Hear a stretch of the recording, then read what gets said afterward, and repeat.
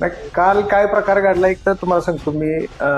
Social media, Instagram असेल, Facebook असेल, यापासून थोडंसं म्हणजे मला ते ओपन करण्याचा ते पाहण्याचा मला काही छंद नाही आणि तो मी काय बघत नाही.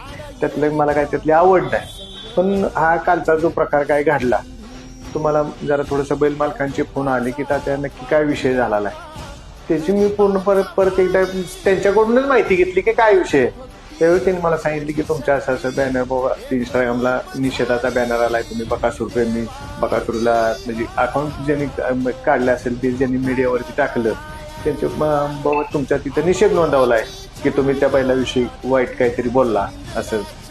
मी त्याच्यावरती काही इतकं लक्ष देत नाही. आमचा फोकस असतो बैलगाडी शर्यत आणखी शर्यत म्हणजे ते पूर्णत्वाला नेणं हे आमचं काम असतं. पण आता ही जे टाकली कालची पोस्ट अज्ञानापोटी कोणी टाकली असेल, त्यांनी सुद्धा पूर्ण माहिती घेतली नसेल की बाबा नक्की हे तात्यांनीच केलेलं आहे का, तात्यांचाच आवाज आहे का, त्याची पूर्ण न माहिती घेता त्यांनी पोस्ट बनवली. परंतु ती बनवत असताना थोडंसं आम्ही ही क्षेत्र एक उंचीवर